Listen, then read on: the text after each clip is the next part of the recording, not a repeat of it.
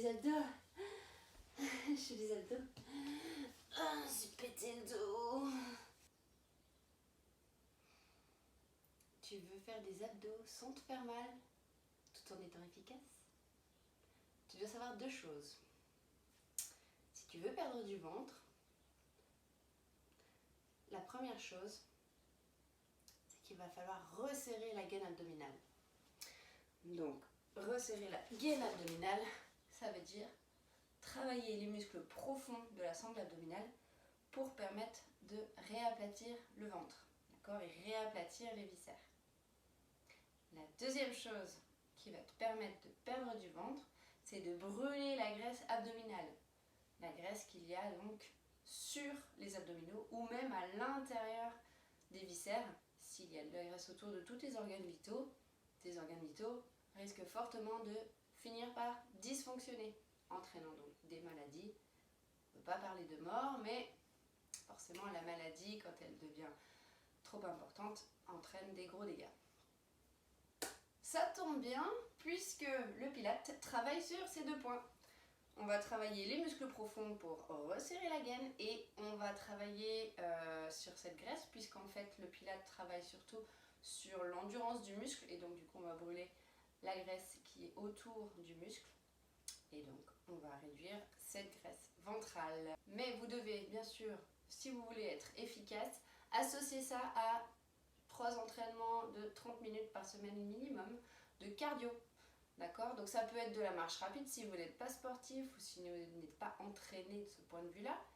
Durant ces 30 minutes, pour savoir si vous êtes dans la bonne quantité d'effort et donc à la bonne intensité, votre respiration doit être difficile et vous devez être presque en incapacité de tenir une conversation. Si vous n'êtes pas en capacité de le faire, c'est que vous êtes à la bonne intensité. Attention de ne pas aller au-delà d'un certain seuil, sinon vous ne tiendrez pas les 30 minutes, d'accord? Donc c'est important de garder la bonne quantité d'effort pour brûler des graisses tout en étant en capacité de continuer l'entraînement. C'est la deuxième chose pour avoir un entraînement efficace, toujours pour brûler la graisse des abdominaux. Et la troisième chose, c'est avoir une alimentation équilibrée. Alors, cette séquence de Pilates est adaptée pour les personnes qui ont une mobilité réduite des lombaires. Alors, juste à titre indicatif, mais de toute façon, cette séance est faite pour tout le monde, mais une bonne mobilité des lombaires, c'est quoi? C'est quand on est en capacité de faire ce mouvement d'antéversion-rétroversion. Rétroversion, ça veut dire quand je ferme le bassin, je monte le pubis vers le plafond, je descends le sacrum vers le sol, d'accord? Mes jambes sont tendues, mes épaules ne bougent pas. Et antéversion, je fais le mouvement inverse, c'est-à-dire que je descends mon pubis vers le sol, je monte mon sacrum vers le plafond. Voilà, si je suis en capacité de faire ce mouvement, j'ai une bonne mobilité. Si dans le miroir, quand je me regarde devant la glace, je vois pas grand-chose qui se passe, d'accord, ou je sens que je suis obligée de plier les genoux, de bouger les épaules, etc., c'est que ma mobilité est pas terrible. C'est quelque chose qu'il faudra retravailler. Si vous avez des lombalgies, des sciatiques, etc., vous pouvez imaginer que vous avez des problèmes de mobilité lombaire. Généralement, ça va avec. Mais voilà, cette séance est faite même pour les gens qui ont un problème de mobilité au niveau des lombaires. Donc, pas de problème, c'est pour tout le monde. Je ferai une autre vidéo, par contre, pour travailler cette mobilité avant de refaire d'autres exercices de pilates, cette fois, qui nécessitent cette mobilité des lombaires. Cette séquence va durer 15 minutes avec 15 exercices différents, 50 secondes par exercice, 10 secondes seulement de récupération, le temps de changer de posture. Donc, magie! C'est génial les montages vidéo. Donc, on y va, c'est parti. Alors, ce qu'il faut savoir, c'est que la première chose, avant de démarrer, il faut quand même comprendre cette respiration. Donc, on connaît deux respirations généralement, la respiration ventrale, celle où on gonfle le ventre, et la respiration thoracique, qui n'est pas une respiration recherchée, mais qui malheureusement est la plus commune chez les gens, et donc ça favorise l'anxiété et la maladie, etc., puisqu'elle augmente le niveau de stress. Donc, la respiration thoracique, c'est celle où on gonfle la poitrine on ne la recherche pas. La respiration ventrale qu'on utilise pour se relaxer, pour justement réduire le stress, etc. Malheureusement, elle relâche pas mal dans les lombaires. Donc là, on ne va pas la rechercher. On va chercher à faire cette respiration costale. Donc, où on va venir écarter les côtes. Donc entraînez-vous un petit peu, mais bon, vous inquiétez pas, au pire, c'est un apprentissage aussi, hein, donc ça viendra avec le temps. Essayez de, quand vous inspirez, d'élargir les côtes, d'accord? Donc vous pouvez placer vos mains sur les côtés et quand vous inspirez, venez élargir. Et à l'expiration, en pilates, on va venir expirer comme si on faisait sentir notre haleine et on va chercher à rentrer le ventre. Le ventre, de toute façon, le nombril, on cherche constamment à le rentrer. Le plus il est rentré, le plus ça travaille. Donc même sur un exercice qui est statique, finalement, ça travaille en profondeur d'une manière très efficace. Donc retenez ça, que ce soit à l'inspiration, à l'expiration, on va chercher à rentrer le nombril quoi qu'il arrive. La première posture, donc, c'est une posture d'échauffement et en même temps qui travaille, mais qui va vous permettre de vous connectez à votre respiration. Donc vous vous mettez sur le dos, d'accord? Les genoux à la verticale des hanches, donc ni trop loin ni trop près, puisqu'en fait là, si vous allez trop loin, vous allez cambrer le dos, d'accord? Vous allez vous faire mal, comme l'exercice que je faisais, qu'il ne faut pas faire quand on est débutant, qui vient finalement casser le dos, qui vient tirer sur le psoas iliaque et qui ne travaille pas bien vos abdos. Donc autant le faire moins mais mieux, d'accord, de manière plus efficace. Donc là l'idéal c'est de venir placer les mains sous le crâne. La base, le creux de vos mains vient se placer sous les os, sous l'occiput, donc sous les boules à la base du crâne. D'accord? Les coudes surtout bien écartés. D'accord? Surtout on ne vient pas là fermer les coudes, jamais. D'accord? On vient ouvrir la poitrine et on vient écraser le dos au sol. On cherche à éloigner le bassin des omoplates. Là,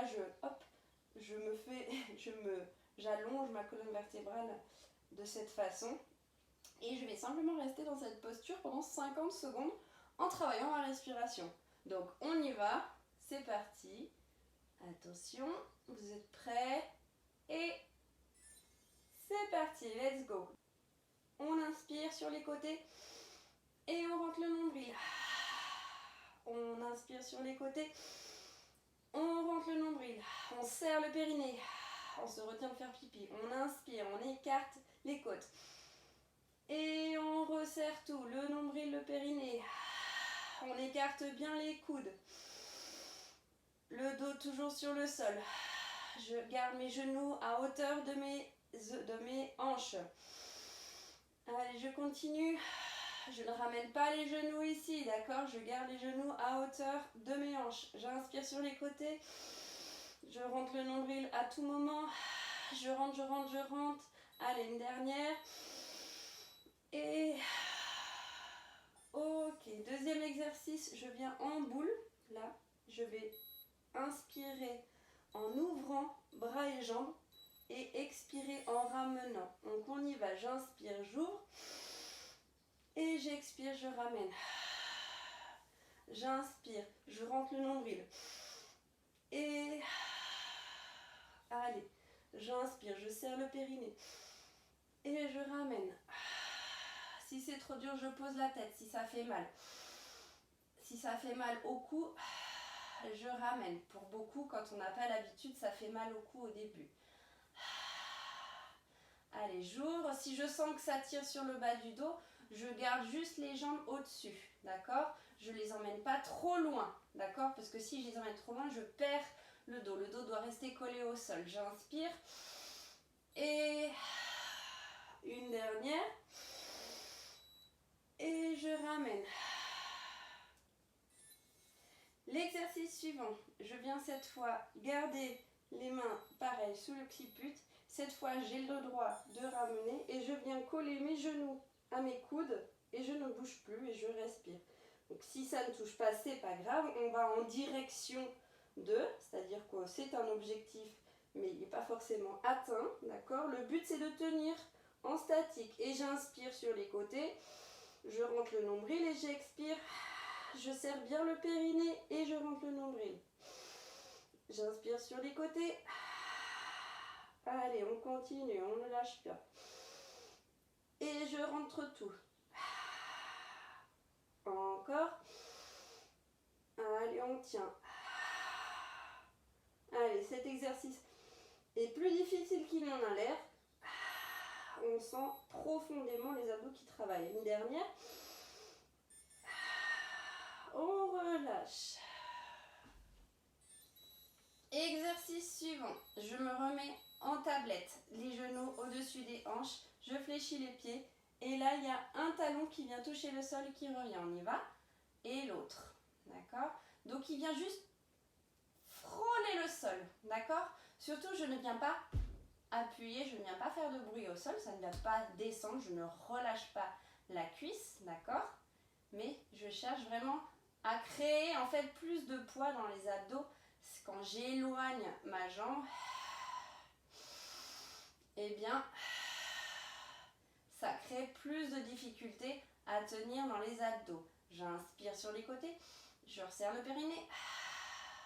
Donc l'angle de 90 degrés reste en permanence, d'accord? Il reste en permanence. Et allez, une dernière. L'exercice suivant, cette fois, je vais tendre une jambe seulement. J'inspire et je remonte. Donc si c'est trop difficile, si je sens que je perds mes lombaires qui doivent rester sur le sol, je tiens le genou qui reste. D'accord? J'inspire et j'inspire, je descends et je reviens. Allez, je pense à mon périnée, j'écrase le dos sur le sol, je grandis la colonne et surtout je rentre le nombril tout le temps, tout le temps. Allez, on continue.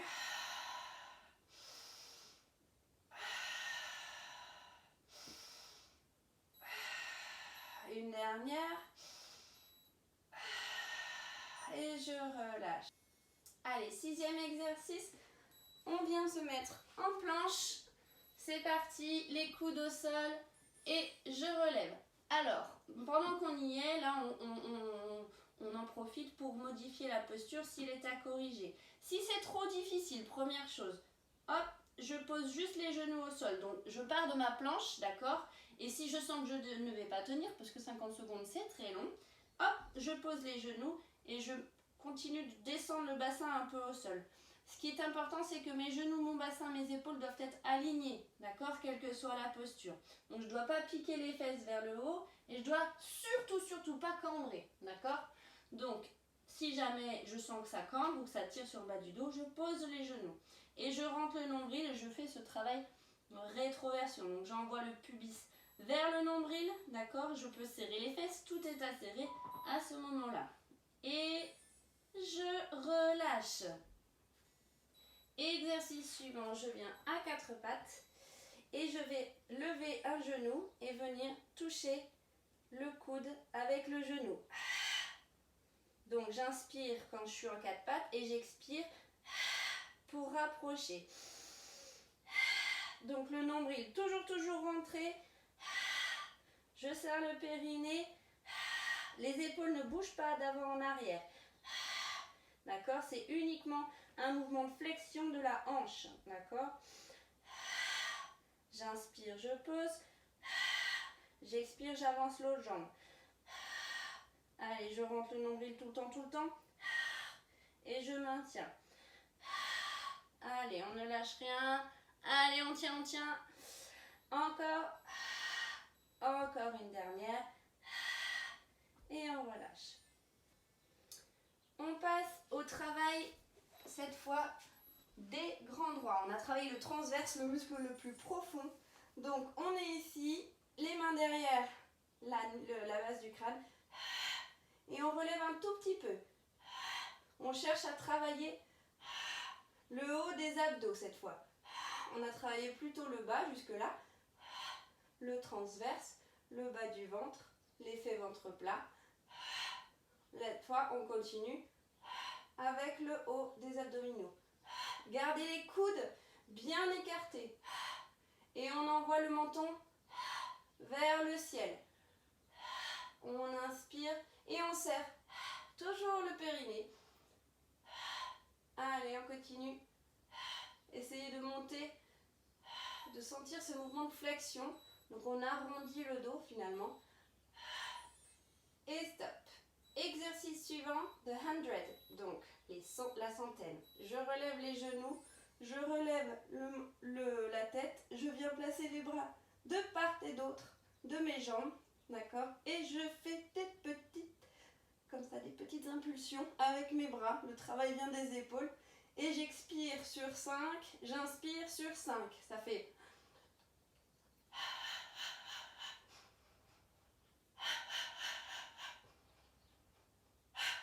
Je pense à mon périnée, d'accord? Si c'est trop dur, je fais la même chose en posant les talons sur le sol.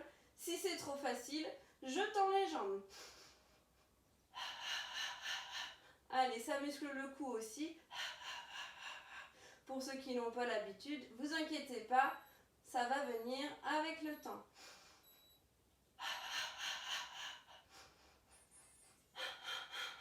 Ok, on relâche. Dernier exercice pour les obliques. Après, on va pour le grand droit. On va sur les côtés, donc on garde le buste. Allez-y, hein. Le buste bien droit.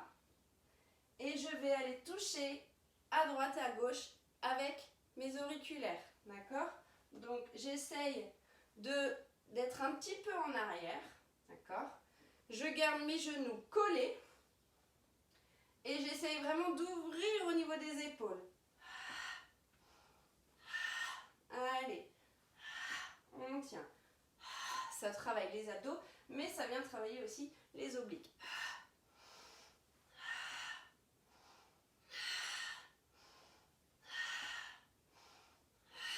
Allez, encore.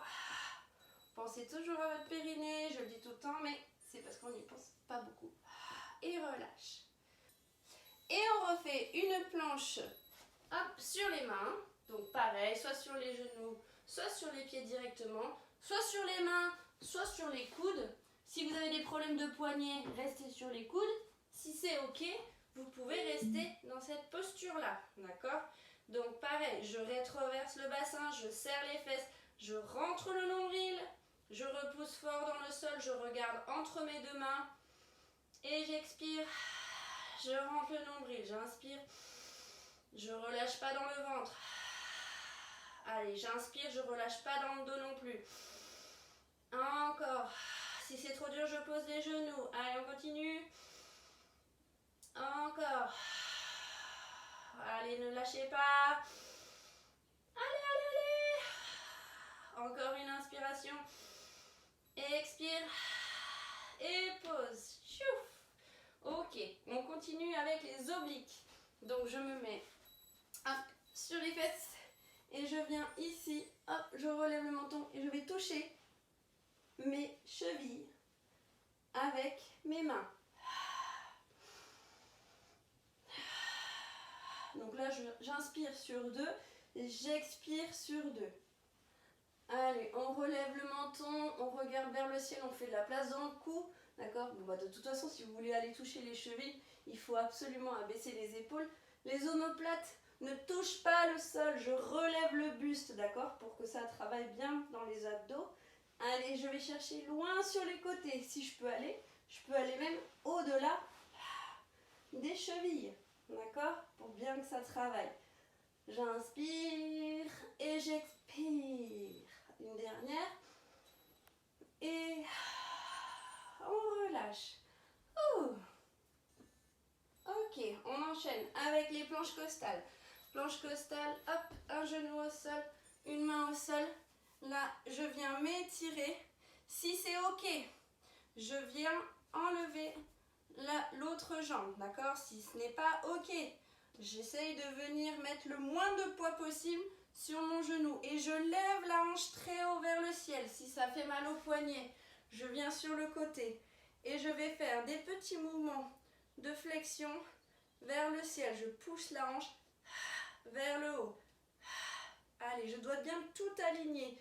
Je dois être comme si j'étais faxée entre deux murs, comme si j'étais coincée entre deux murs.